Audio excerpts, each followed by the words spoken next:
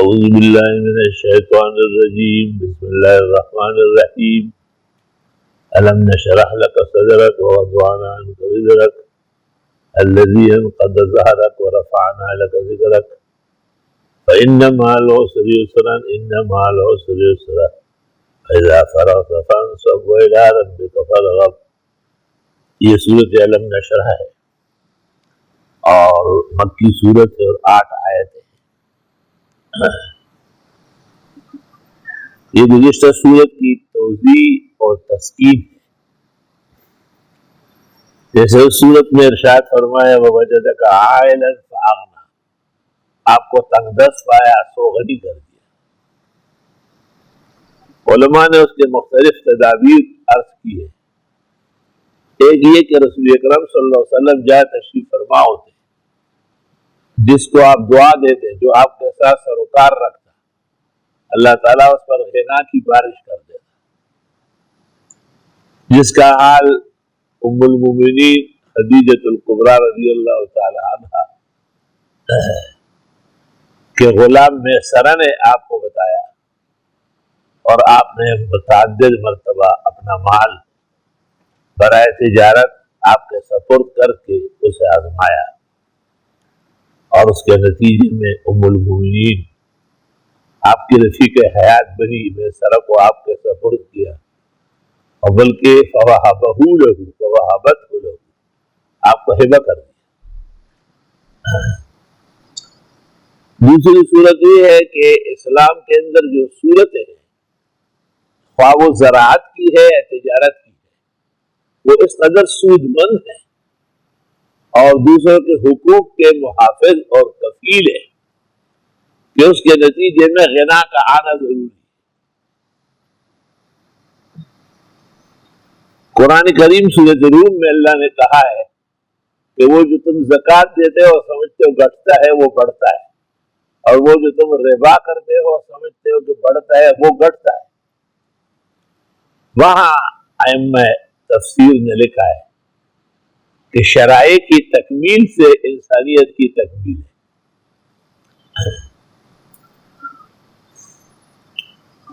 وَوَجَدَكَ عَائِلًا فَأَغْنَىٰ، اور پایا آپ کو اہل و عیال والا.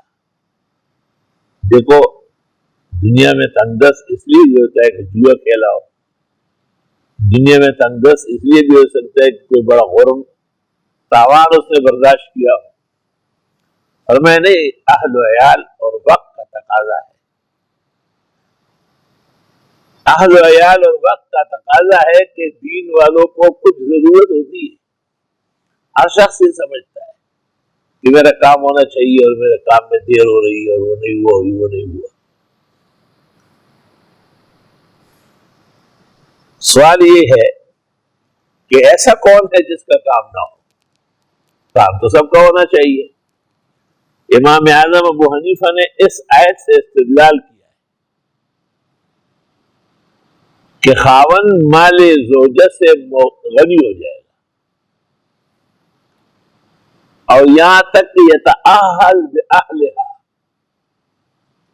کسی شہر میں بیوی کے والدین کا مکان ہے جس کا وہ بھی ایک فرد ہے، تو خاوند بھی وہاں پر جا کر کے خود بخود وطن اصلی کی وجہ سے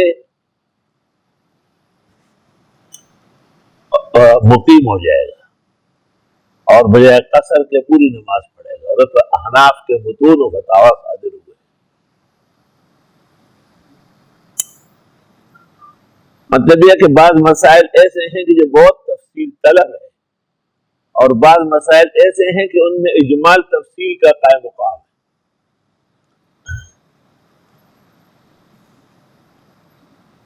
اب دیکھو وَأَمَّا السَّائِلَ فَلَا تَنْهَرْ، بھیک مانگنے والے کو سختی مت کیجیے، جھڑکیے نہیں.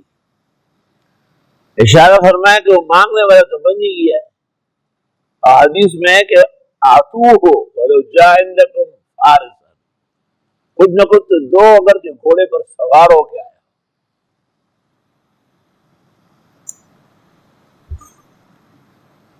باقی علماء دین نے جو کسب اور سوال کا فرق کیا ہے وہ ایک حکمت تو ہے، ایک مصلحت تو ہے، وہ لیکن وہ شریعت نہیں ہے۔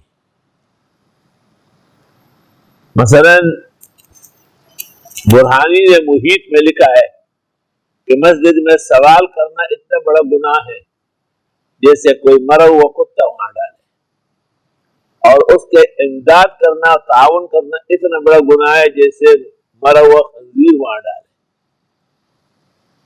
اس لیے اس مسئلے کو سمجھانے کے لیے بزرگان دین نے تمثیل دی ہے کہ یہ دونوں کام صحیح نہیں ہے، مسجد میں اللہ سے مانگا جاتا ہے۔ اس کے باوجود علماء دین نے کہا ہے کہ جس کا عذر واضح ہو وہ مانگ سکتا ہے۔ صلح کے غطفانی کو آپ نے خود جمعے میں کھڑا کیا اور آپ نے کہا کہ یہ بہت تنگست ہے، اس کو کچھ نہ کچھ دو۔ بخاری کتاب الجمعہ میں موجود ہے۔ پھر علماء نے فرق کیا ہے مانگنے کو اور دین کے لیے لوگوں سے طلب کرنے کو۔ یہ کہنا کہ مسجد بن رہی ہے، ادارہ تیار ہو رہا ہے، طلبا آ رہے ہیں، یہ مانگنا نہیں ہے، یہ تو ترغیب الی الحسنات ہے، اور یہ تو انفاق فی سبیل اللہ کے موارد ہے، مواطن ہے۔ یہ تو عالم کے ذمہ بیان کرنا فرض ہے، جو ایسا نہیں کرے گا گنہگار ہوگا عند اللہ۔ مانگنا اس کو ہے کہ سردی آ گئی ہے، میرے پاس انتظام نہیں ہے، لحاظ چاہیے، بال بچے زیادہ ہے، میری کوئی توفیق نہیں ہے، میری مدد، یہ مانگنا ہے۔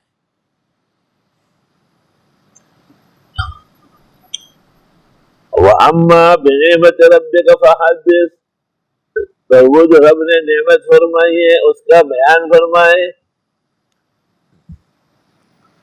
تو تمام چیزوں کا شکریہ اس میں ادا ہو جائے گا جب آدمی دین کا کام کرے گا۔ علم نشرح لک صدرک، سورۃ علم نشرح نزول میں 12 ہے، موجودہ ترتیب میں 93۔ خالص پیغمبرانہ تسلی، کیا ہم نے کھولے نہیں آپ کے لیے آپ کا سینہ؟ یعنی ایک سینے میں ایک تحمل چاہیے۔ دنیا میں کتنے سینے ہیں، لیکن چند سینے ہوتے ہیں جو علوم سے آباد ہوتے ہیں۔ افمن شرح اللہ صدرہ للاسلام فہو علی نور من ربہ، بس وہ شخص جس کا سینہ کھول دیا اللہ نے اسلام کے لیے اور وہ اللہ کے ہاں ایک نور پر ہو۔ علماء نے عجیب بات لکھی ہے کہ شرح صدر دلیل ہے مدد الہی کی۔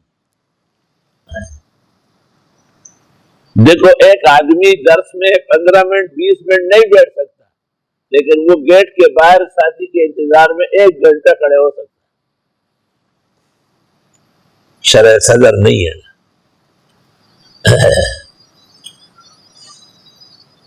اور صدر سینہ، شرح الصدر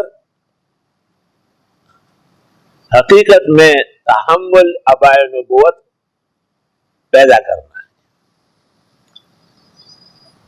ابتدائے وحی میں جو آپ گھبرا گئے تھے وَلَقَدْ خَشِيتُ عَلَىٰ نَفْسِي آپ نے کہا، تو علماء حدیث نے تطبیق میں کہا ہے نا کہ اصل میں آپ گھبرائے گئے کہ ایسا نہ ہو کہ اتنے بڑے بار نبوت کا میں تحمل نہ کر سکوں۔ اللہ تعالیٰ نے تسلی دی کہ نہیں، یہ سب کچھ ہوگا۔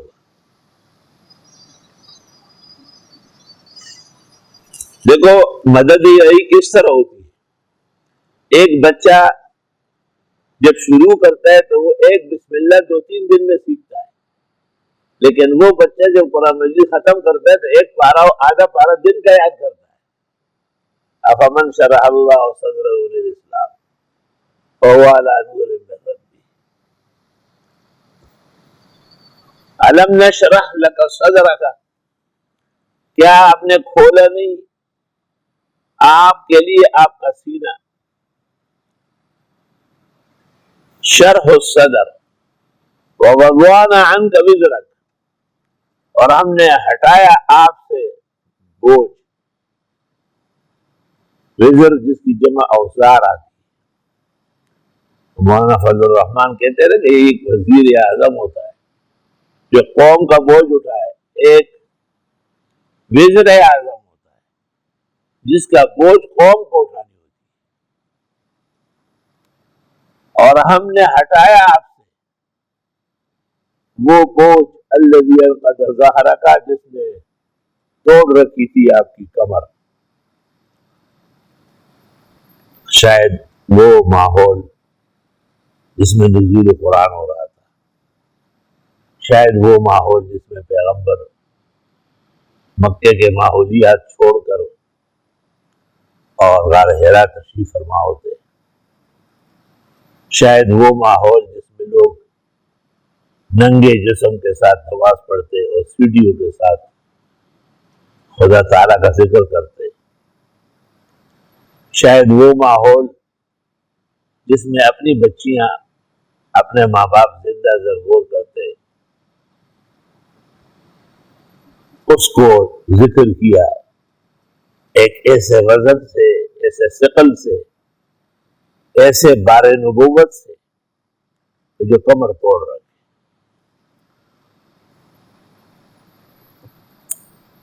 حضرت اقدس فقیہ هذه الامہ حضرت مولانا مفتی محمود صاحب فرماتے تھے کہ ہم تمام اہل باطل سے مقابلہ کرتے ہیں اور ہم بڑے اچھے ہوتے ہیں، لیکن اپنے پیچھے سے جو بعض ساتھی چوہے بھونکتے ہیں، فرمایا پھر مجھ سے چلا نہیں جاتا۔ یہ آپ نے اس وقت کہا کہ ایک صحافی نے آپ سے پوچھا کہ پنجاب کے سابق امیر جمعیت علماء اسلام، کئی بیش بہا کتابوں کے مصنف، اہل حق کے بڑے آن بان قاضی مظہر حسین نے آپ کے خلاف کتاب لکھی، احتجاجی مکتوب بنام مولانا مفتی محمود۔ تو آپ نے صحافی کو تو غالباً بشیر رانا کو جو اس وقت صداقت نکالتا تھا، اس کو تو یہ جواب نہیں کہ میرے بزرگ ہے وہ ناراض ہے، ناراضگی میں انہوں نے خط لکھا ہے، میں کوشش کروں گا راضی کرنے کی۔ لیکن جب آپ اس مجلس میں اٹھنے لگے تو آپ نے ایسے کمر پہ ہاتھ رکھا اور ہمارے استاد مولانا مفتی احمد الرحمان صاحب سے کہا کہ مفتی صاحب ہم تمام اہل باطل کا مقابلہ کرتے ہیں تو ہم بڑے اچھے رہتے ہیں، لیکن اپنے جو پیچھے سے چھرے گھومتے ہیں اس سے پھر ہم سے چلا نہیں جاتا۔ من از بیگا نگا ہرگز نہ عالم کہ با من ہر چکردن آشنا کر، ہر کس از دست غیر نالا کند اور سادی از دست خویش کند فریاد۔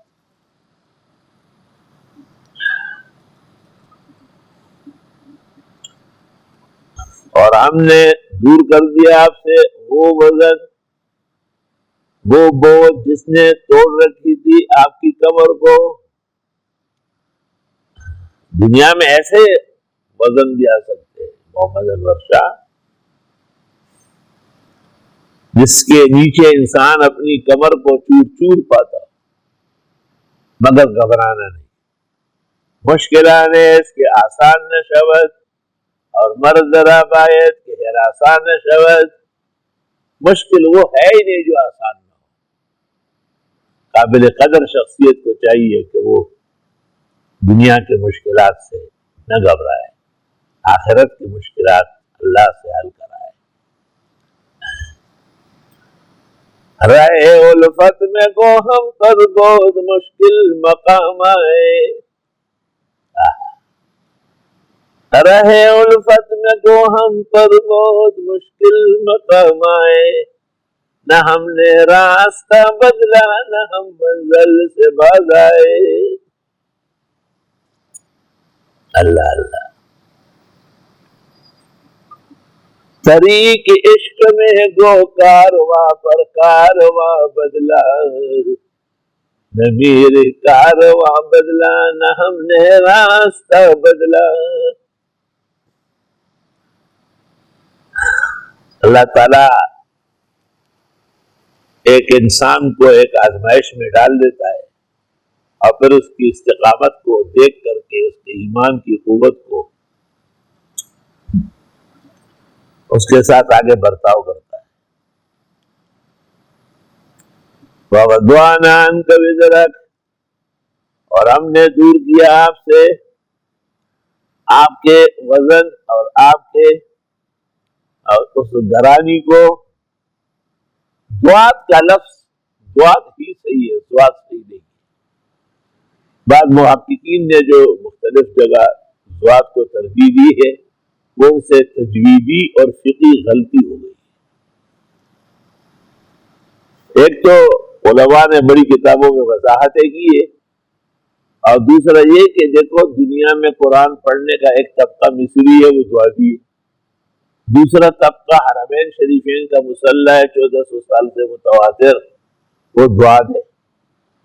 فما ذا بعد الحق الا الضلال، اب جس کے بعد بھی دعات کہے گا خالی گمراہ ہوگا.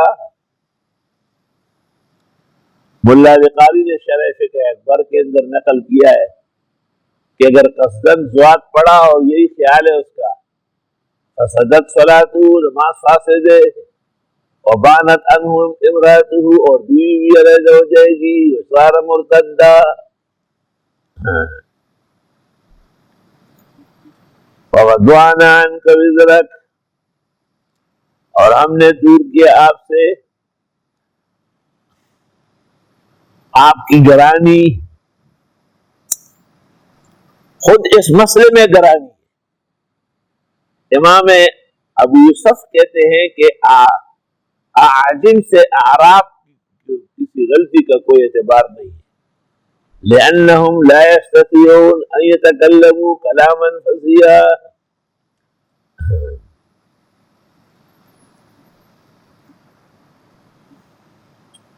عزیزم مولانا مفتی محمد نعیم صاحب رحمہ اللہ نے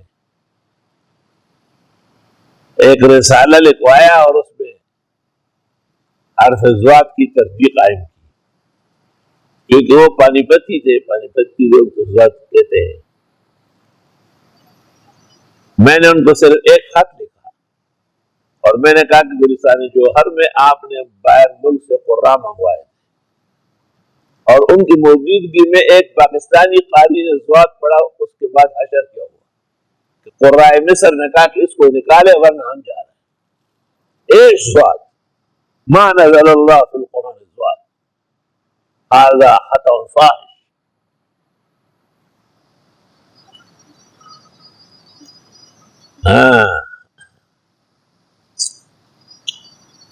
علم نشرح لك صدرك، کیا ہم نے کھولا نہیں آپ کے لیے آپ کا سینہ؟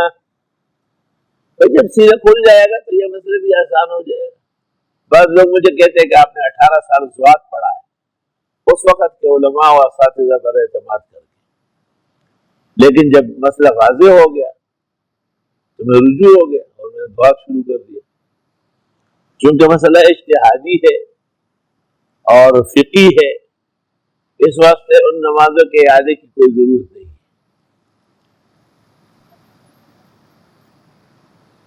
اور یہ ایک تفصیلی مسئلہ ہے جس پر کسی اور جگہ میں تفصیلی کلام بھی کروں. یہ ان مسائل میں سے ہیں جیسے ہم حدیث بیان کرتے تھے کہ جس شخص کی آپ نے عیادت کی اور وہ لکڑی پر سجدہ کرتا تھا آپ نے اس کو منع کیا، اور تکیے پر کرتا تھا اس کو منع کیا. اب ہم خود تکیہ اور میز رکھ کر کے اس پہ امامت کرتے ہیں، تو کوئی شک نہیں کہ یہ روایت صحت کو پہنچ رہی ہے. اور محقق الاطلاق ابن الحمام نے فیض القدیر شرح ہدایہ میں لکھا ہے کہ سوائے عبدالحق کے بقیہ تمام لوگ اس میں قابل اعتماد ہیں، اور عبدالحق کا بھی انضمال اور ہو چکا ہے. مسئلہ دوسرا ہے، مسئلہ یہ ہے کہ اس روایت کو فقہا نے اختیار نہیں کیا. کیا کیا؟ کیونکہ امام محمد کی کتاب الاصل میں موجود ہے کہ اگر تکیہ رکھ لیا اور اس پر سجدہ کیا تو یہ سجدہ علی الارض ہوگا، یہ ایمان نہیں ہوگا.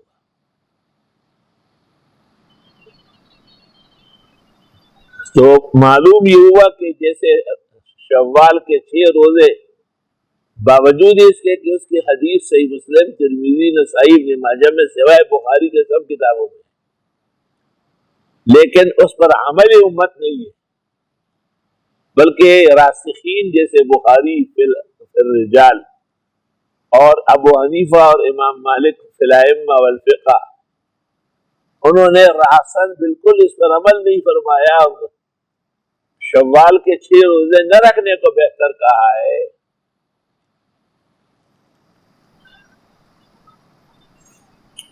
تو نفس روایت کا وارد ہونا یہ دلیل عمل کی نہ کی ہے۔ جیسے بخاری میں ام المومنین فرماتی ہے کہ پیغمبر جب بھی عصر کی نماز پڑھا کر میرے گھر آتے تو 2 رکعت ضرور پڑھتے۔ جب یہ روایت مشہور ہوئی تو صحابہ میں اختلاف ہوا، ام المومنین کی خدمت میں خبر بھیجی، ام المومنین نے کہا کہ مجھے ام سلمہ نے کہا۔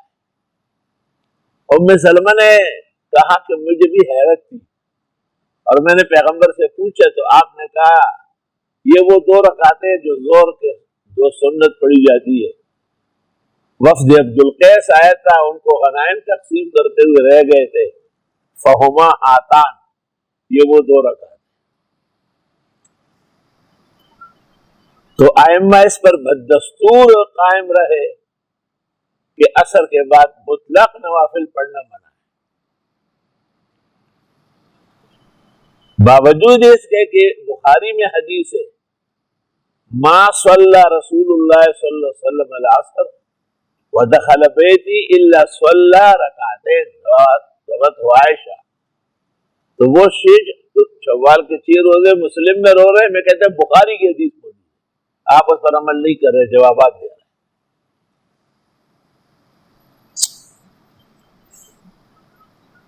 اسی طرح امام ترمذی نے کچھ احادیث پیش کیے کہ اس پر باوجود صحت کے عمل نہیں ہوا ہے۔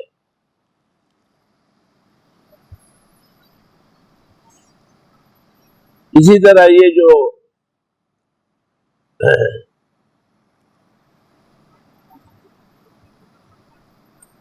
حزل ہے، حزل، اس کے متعلق بھی کہا گیا ہے کہ ائمہ نے ناپسند کیا ہے اور اس کو کہا گیا ہے کہ تلک الموعودۃ الصغریٰ، یہ بھی زندہ در غور کرنے کی قسم ہے۔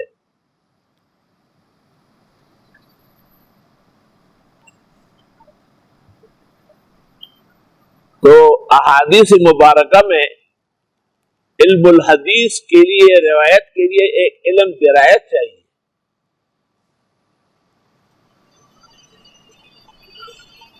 خطیب نے ایک کتاب لکھی علم الروایہ اور دوسری لکھی علم الدرایہ۔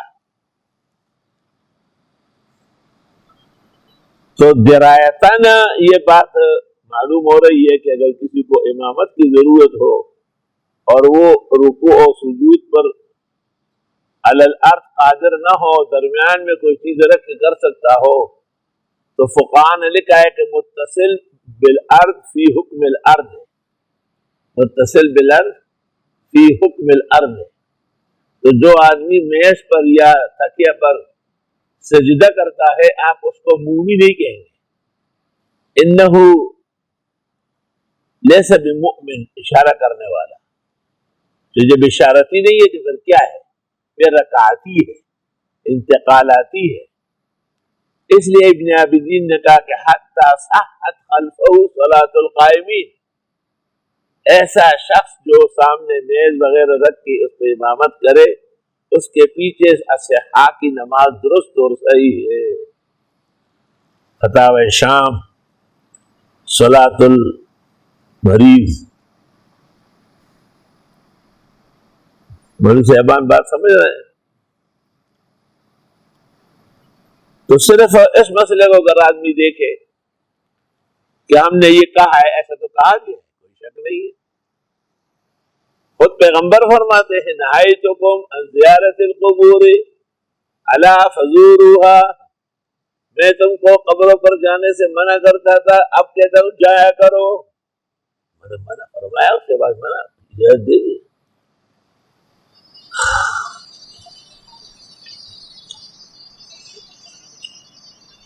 پیغمبر صلی اللہ علیہ وسلم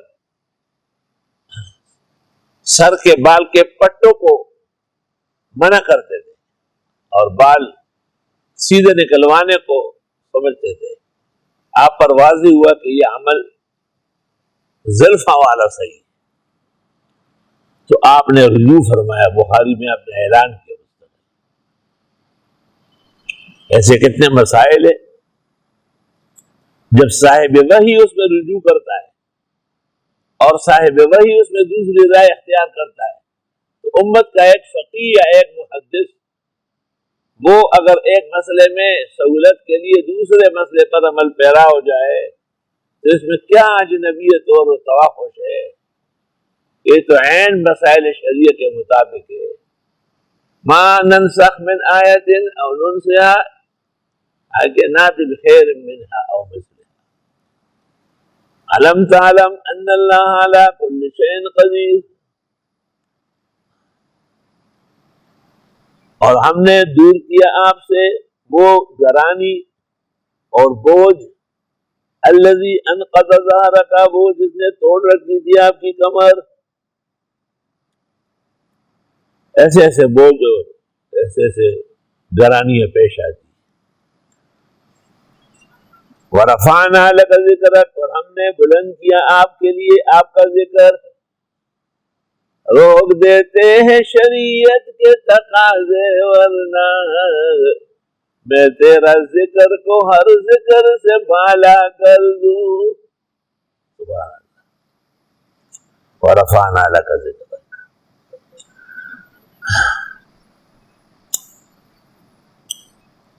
تاج دلولا کے گر تخوچت پسر خدے زکستان میں محمد نبی اکرم خدے. ایک پشتو شاعر کہتے ہیں کہ آپ کے ہر نام میں آپ کی بلندی اور عظمت ہے. وَرَفَعْنَا لَكَ ذِكْرَكَ. دیکھو قرآن کی برکت سے ہی ہم اور آپ اکٹھے ہیں. قرآن ہی درمیان میں ہے تو میں پڑھانے میں خوش ہوں، آپ سننے میں خوش ہے. پوری امت مسلمہ آج اس پر خوشی منا رہی ہے اور ہم فقیر اور عاجز اور مسکینوں کے حق میں دعا گو ہے. اللہ تعالیٰ ان سب کو دونوں جہانوں کی روشنائی نصیب فرمائے، سرخروئی عطا فرمائے. وَرَفَعْنَا لَكَ ذِكْرَكَ، اور ہم نے رفعت دی ہے آپ کے ذکر و خیر کو. قدسی الاصل ہے، رفعت پہ نظر رکھتی ہے. یہ تو خالص وحی کے مقالات ہے، اس کا کام تو رفعت ہی ہے، بلندی. وَلَوْ شِئْنَا لَرَفَعْنَاهُ بِهَا، ہم تو اس شخص کو اٹھا رہے تھے، رفعت دے رہے تھے. وَلَكِنَّهُ أَخْلَدَ إِلَى الْأَرْضِ، لیکن اس نے گھٹیا کام کیا اور زمین میں زندہ درگوز ہو گیا. کیوں؟ وہ کام صحیح نہیں تھے جو اس نے اختیار کیا. تو ایسے کام کرنا جو شریعت میں پسندیدہ ہو رفعت کا باعث ہے، اور ایسے کام کرنا جو شریعت میں مناسب نہ ہو وہ ذلت کے باعث ہے. تو اقبال نے صحیح کہا ہے کہ قدسی الاصل ہے، اس کی اصل ہی وہی ہے، خدا تعالیٰ کا پیغام و ارشاد ہے، رفعت پہ نظر رکھتی ہے. آپ نے مسلم کی حدیث میں کہا ہے ان اللہ یرفع بہذا الکتاب اقوام، اللہ تعالیٰ رفعت دیتا ہے اس قرآن کے ذریعے قوموں کو. وَيَدْعُ بِهِ آخَرِينَ، حضرت عمر کی روایت.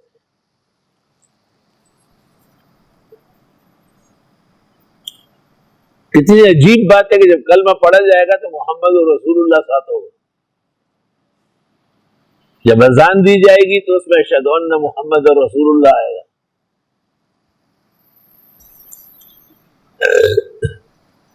وَرَفَعْنَا لَكَ ذِكْرَكَ، اور ہم نے اٹھایا، ہم نے بلند کیا، ہم نے اونچا کیا.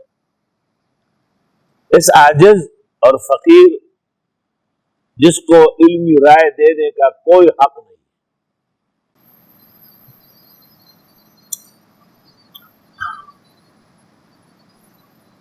وہ کسی نے شعر کہا ہے نا کہ نماز اچھی، روزہ اچھا، زکوٰۃ اچھی، حج بھی اچھا، مگر میں باوجود اس کے مسلمان ہو نہیں سکتا، نہ جب تک کٹ مروں یہ سرب کے خواجہ پر، خدا شاہد ہے کامل میرا ایمان ہو نہیں سکتا۔ طالب علم کے زمانے میں کوئی شعر یاد ختم نبوت کے حق میں مرزا کے خلاف تقریریں کرتے تھے۔ ہمارے ساتھ یہ حافظ محمد وہ کھڑا ہو جاتا تھا نماز کے بعد،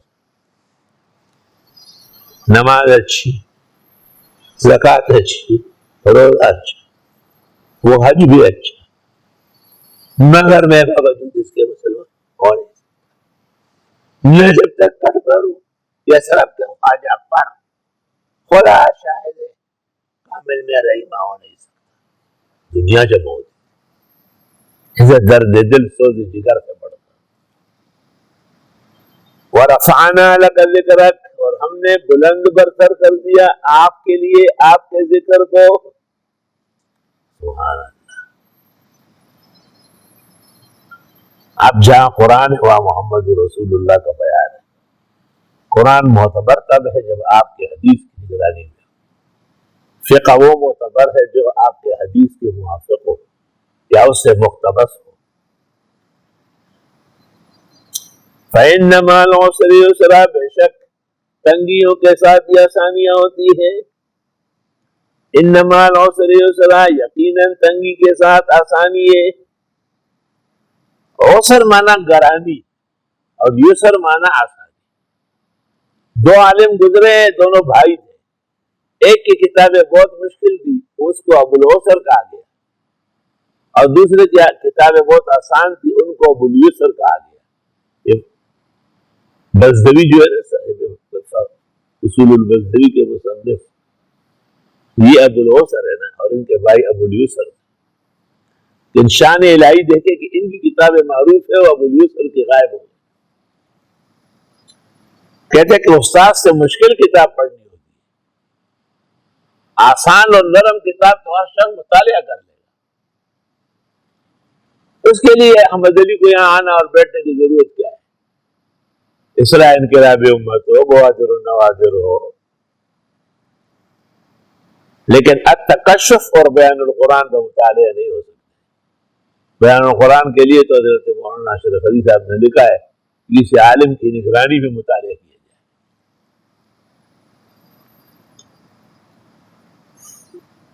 یہ بڑی عجیب بات ہے کہ والضحیٰ میں آپ کی حیات اور ممات اور آپ کی دونوں جگہ کی زندگی بیان فرمائی، اور سورۃ علم نشرح کے اندر آپ سے تکلیفیں، مصائب، شدائد و آلام دور کرنے کی بشارت سنائی، اور تنگی بھی دو جگہ ہے، ایک دنیا میں اور دوسری عقبہ میں، اور سہولتیں بھی دو جگہ ہے، ایک دنیا میں اور دوسرا آخرت میں، میدان حشر میں۔ اس لیے علماء کہتے ہیں کہ اذا اشتدت بک البلویٰ ففکر فی علم نشرح، جب تکلیفیں زیادہ ہو تو سورۃ علم نشرح میں غور کرو نا۔ فعسر بین یسرین اذا فکرتہ فافرح، دونوں آسانیوں کے بیچ میں مشکل ہے، یعنی اول و آخر اللہ تعالیٰ آسانی کر دے گا۔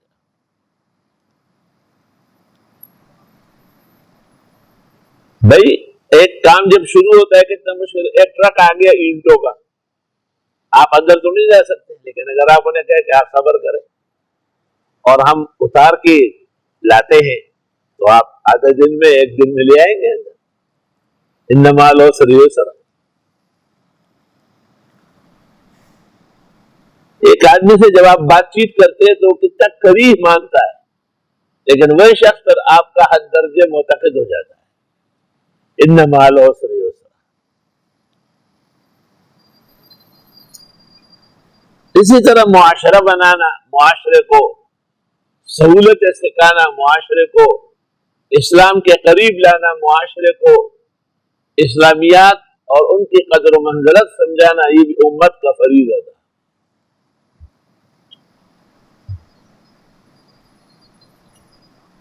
فَإِذَا فَرَغْتَ فَانْصَبْ، بس جب آپ کاموں سے فارغ ہو جائیں تو عبادت کے لیے کھڑے ہو جائیں۔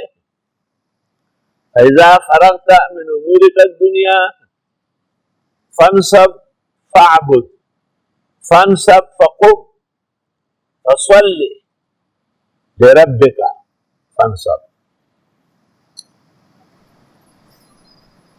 عبداللہ ابن عباس نے آیت سے استدلال کیا ہے کہ نماز کے اختتام پر دعا ہونا چاہیے، اور غالیت المواعظ میں تو یہاں تک لکھا ہے کہ عند ختم کل خیر وحسنۃ دعاء مستجاب، ہر نیکی کے کام کے اختتام پر دعا قبول ہوتی ہے۔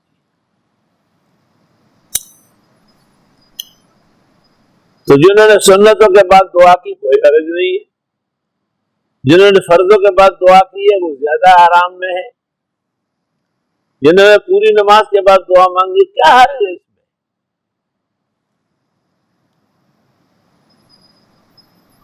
ہندیے کے اندر ایک مثال لکھی ہے کہ اگر لوگ مل کر کے سورہ فاتحہ تلاوت کے طور پر پڑھے تو منع کیا جائے، یہ پڑھنے کا طریقہ نہیں ہے، لیکن اگر یہ لوگ سورۃ فاتحہ بطور دعا کے پڑھے تو لا یمنعون، منع نہ کیے جائے۔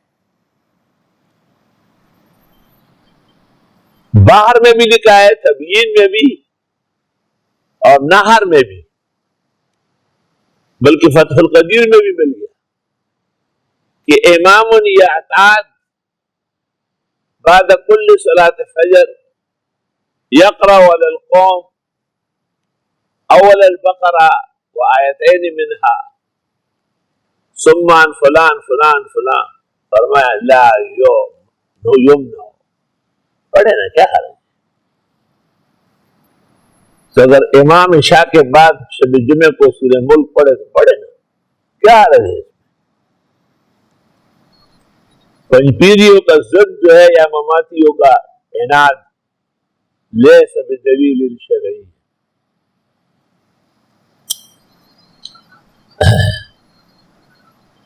وللدعوات تاثیر بلیغ وقد ينفيه اصحاب الضلال، دعاؤں کا اثر یقینی ہے، نہ ماننے والے نرے گمراہ اور بے دین ہیں۔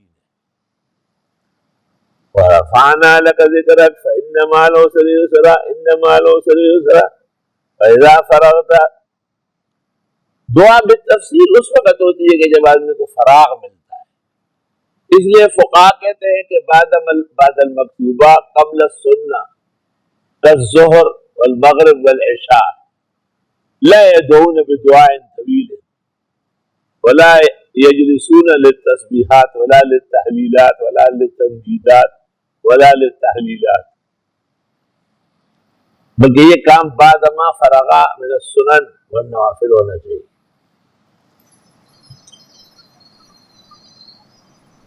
ایک عالم دین نے مجھے کہا کہ ایک اولویت کا مسئلہ ہے، میں نے کہا لیکن ہے متفق علیہ بین المحدث والفقیہ۔ شاہ ولی اللہ محدث نے کہیں کہا تھا کہ کبھی اورات پہلے کر لے سنت بعد میں پڑھے، اور کبھی سنت پہلے پڑھ لے اورات بعد میں کر لے۔ مولانا لکھتے ہیں معارف السنن میں، وکان شیخنا لم یرضی بی، شاہ انور شاہ سے ہم اس پر خفا ہوتے تھے، فرمایا یہ تو موقت اور غیر موقت کا فرق مٹایا جا رہا ہے، یہ جو درمیان میں تسبیحات ہے تطوعات ہے یہ تو مشکل سے نفل ہے، اس کے تو استحباب ثابت کرنا مشکل ہے، جبکہ رکعتین بعد المغرب یا رکعتین بعد الظہر یا رکعتین بعد العشاء یہ یقیناً موقدات ہیں۔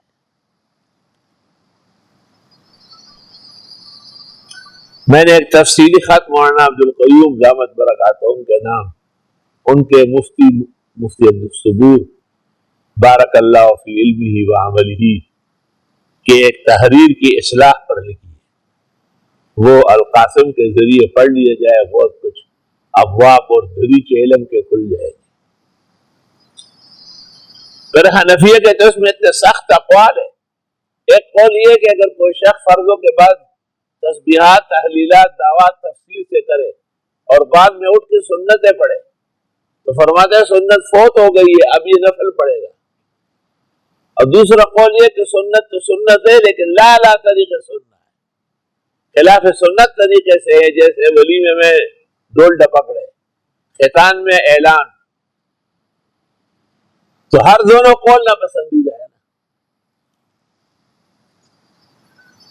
فَإِنَّ مَعَ الْعُسْرِ يُسْرًا، إِنَّ مَعَ الْعُسْرِ يُسْرًا، فَإِذَا فَرَغْتَ فَانْصَبْ، جب آپ فارغ ہو جائے تو بس آپ متوجہ الی اللہ ہو، اور اس کا ایک طریقہ دعا ہے۔ پیغمبر چونکہ ہمیں وقت دعا تھے، کان نبی صلی اللہ علیہ وسلم یذکر اللہ علی کل احیانہ، رواه الترمذی والنسائی وابن ماجہ وابو یعلا۔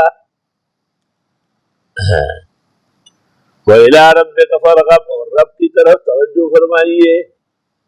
جس طرح ظاہراً دعا ہے، ہماری جو دعا ہے یہ رسم دعا ہے، لیکن ہونا چاہیے کیونکہ رسوم کی وجہ سے اصول محفوظ ہے، اور اگر تفصیل اور تفہیم کے ساتھ دعا ہو تو وہ قلب کی دعا ہے۔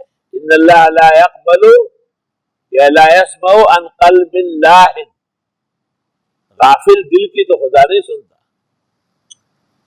تو ظاہراً جو عمارت دعا کی بنتی ہے وہ ہے فنصب، اور باطناً جو اخلاص کے ساتھ بنتی ہے وہ ہے فرغب۔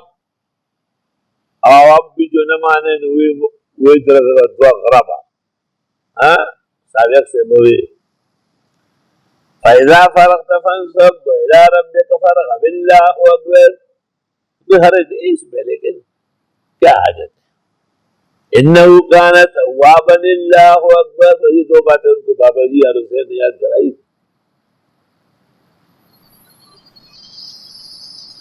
وبهذا القدر نكتفي اليوم، ولله الحمد أولا وآخرا، وصلى الله تعالى على خير خلقه محمد وآله وأصحابه أجمعين۔